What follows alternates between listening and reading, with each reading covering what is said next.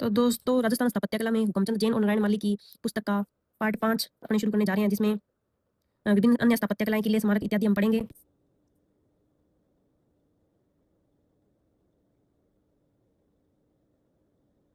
तो विभिन्न प्रकार के महल उस टाइम पे जो थे वो महत्वपूर्ण महत्वपूर्ण अपने जान लेते हैं। उदयपुर की पिछोला झील में निर्मित जग निवास महाराणा जय सिंह द्वितीय की निर्मित और पिछोला में ही जग मंदिर, कर्ण विलास, दिलखुश महल महाराणा कर्ण सिंह द्वारा बनवाए गए। राजा पद्म सिंह के शासनकाल में डीग के जल महल, चित्तौड़ में राव रतन सिंह द्वारा निर्मित पद्मिनी और गोरा बादल के महल आदि शिल्पकला की बेजोड़ करती है। अलवर का सिटी पैलेस, सिली सैड महल जयपुर में मुबारक महल, चंद्र महल, हवा महल, बादल महल और जल महल स्थापत्य की दृष्टि से उत्कृष्ट है।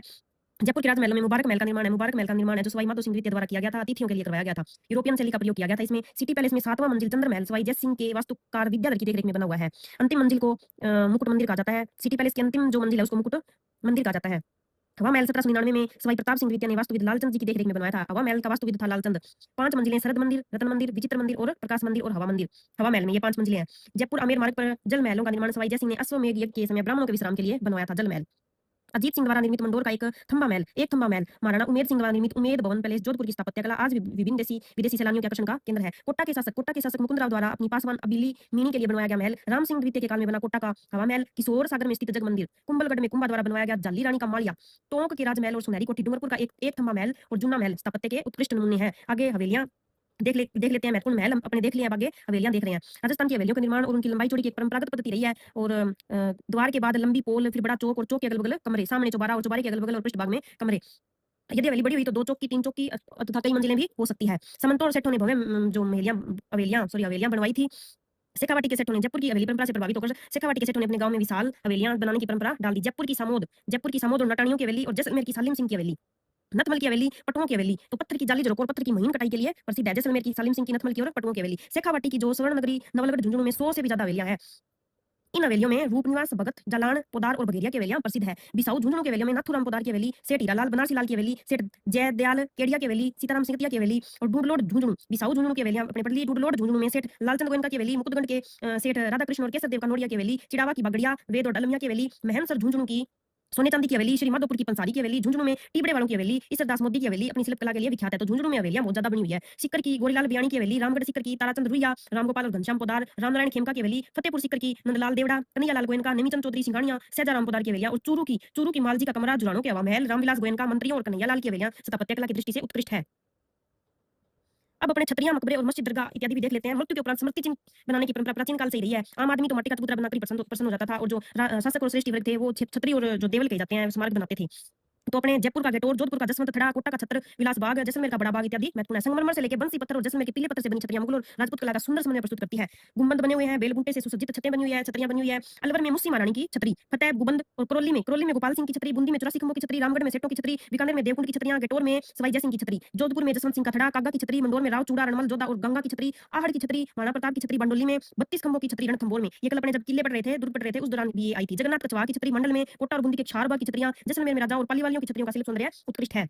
राजाओं की छतरियों में अधिकतर पगले बने हुए हैं, तो सेवनाथों की छतरियों में खड़ाऊ बने हुए हैं, शिवलिंग भी बने हुए हैं और नंदी के प्रतीक भी बने हुए हैं। जोधपुर की महामंदिर की छतरी नाथ छतरी स्थापत्य को प्रकट करती है। छतरियों की तरह मकबरे और दरगाह भी संतों और प्रसिद्ध व्यक्तियों के मृत्यु उपरांत स्मृति चिन्ह है। सूफी संत ख्वाजा मोइनुद्दीन चिश्ती की दरगाह अजमेर और हमीदुद्दीन नागौरी की दरगाह नागौर लोगों का आस्था का केंद्र है। दीवान शाह की दरगाह कपासन, मित्र शाह की दरगाह गागरोन और शक्कर पीर बाबा की दरगाह नरड झुंझुनू, अब्दुल पीर की मजार भवानपुरा, चलफिर शाह की दरगाह चित्तौड़गढ़, मीरा साहब की दरगाह मीर महमूद चलहत्तर पाटली जो 12वीं सदी में आए थे, जो कि बूंदी में है। ख्वाजा फखरुद्दीन की दरगाह सरवाड़ में, अब्दुल्ला खां का मकबरा अजमेर में आदि हिंदू मुस्लिम कला के समन्वय का प्रतीक है।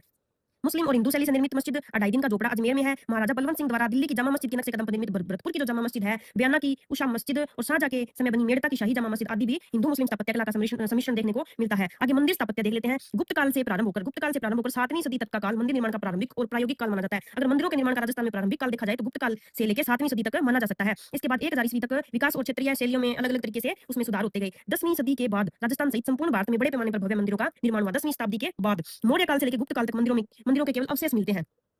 राजस्थान में इस काल में 2 महत्वपूर्ण अवशेष है। विराट के मौर्य युगीन ईंटों और लकड़ियों के बने गोल बोध और चत्ते के अवशेष और दूसरा नगरी चित्तौड़ से खुले वैष्णव मंदिर के चिन्ह मिलते हैं। लालसोट दौसा में बंजारे की छतरी पहली दूसरी शताब्दी के किसी बौद्ध स्तूप की वेदिका से मिले 6 स्तंभ प्रयुक्त किए हुए मिलते हैं। तो राजस्थान में बौद्ध काल, मौर्य काल, गुप्त काल आदि की छतरियां, मंदिर इत्यादि मिलते हैं।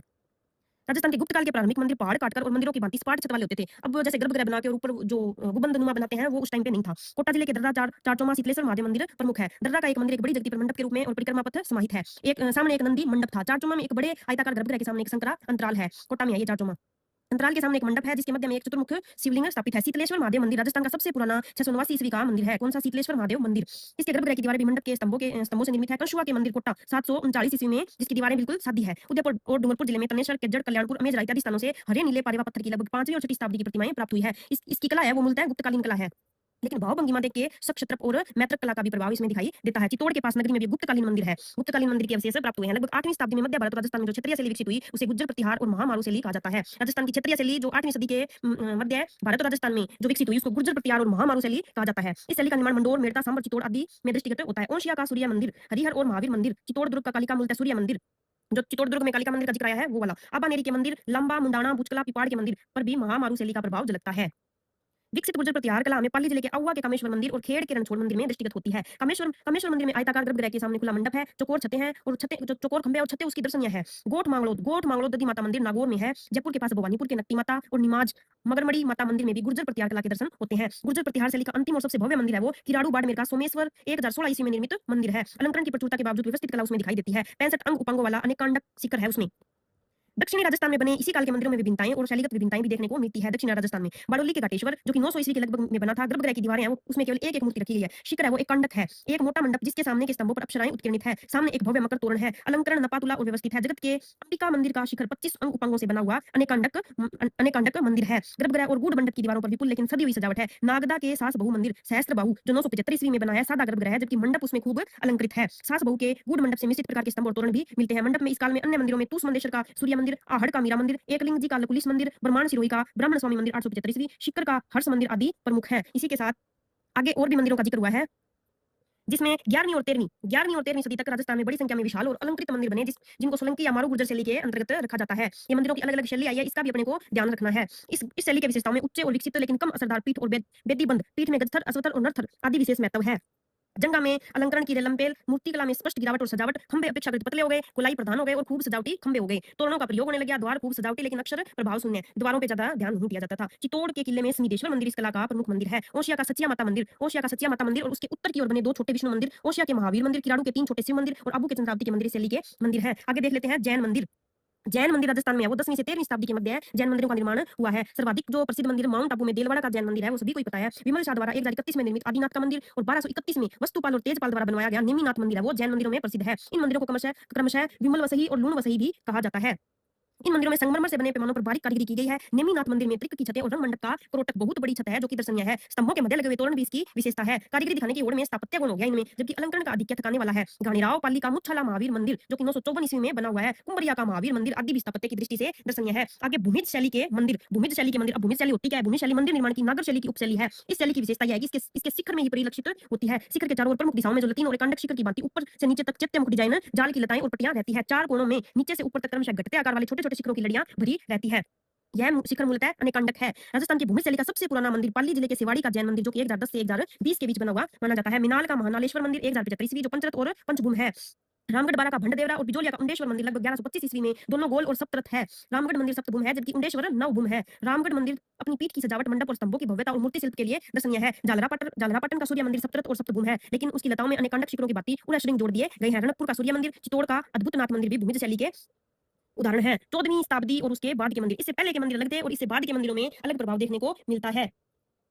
इस काल में बड़े मंदिरों का निर्माण हुआ। उदयपुर का जगदीश मंदिर, एकलिंग जी का मुख्य मंदिर, केशवरायपाटन के मंदिर, आमेर का जगत शिरोमणि जी का मंदिर प्रमुख है। ये मंदिर विशालकाय है और उस समय के वास्तु ग्रंथ के शस्त्रों के अनुसार निर्मित है। कारीगरी कामचलाऊ प्रकार की मूर्तियां विजड़ित और प्राणहीन है। रणकपुर का चौमुखा जैन मंदिर अपने प्रभाव में जटिल लगते हुए भी संरचना में सरल है। बीच में चौमुखा गर्भगृह है और उसके प्रत्येक मुख के सामने 2 मंडप, चारों कोनों में एक 2 मुखा गर्भगृह है। प्रत्येक मुख के सामने एक मंडप है। सबको घेरे हुए 80 देव पुलिकाएं और सामने खुला बरामदा है। उसके नीचे एक जगती और चारों ओर एक सुरम्य पहाड़ी वन प्रांतर है। डूंगरपुर जिले में 14वीं शताब्दी में बना सोमनाथ का मंदिर कच्छ पगात शैली का उदाहरण है। इसकी कारीगरी भी सामान्य है, अनुपात श्रेष्ठ है और गर्भगृह के ऊपर शिखर भी सर्वश्रेष्ठ है। इसी प्रकार धार्मिक असहिष्णुता के कारण मंदिरों का निर्माण बंद हो गया। 16वीं और 17वीं शताब्दी के बाद मंदिर को बजाय हवेलियों में इष्टदेव प्रतिष्ठापित किए जाने लगे, जिससे इस काल में हवेली शैली के मंदिरों के निर्माण की बहुलता रही है। इसी के साथ हमारा ये चैप्टर पूरा हो गया।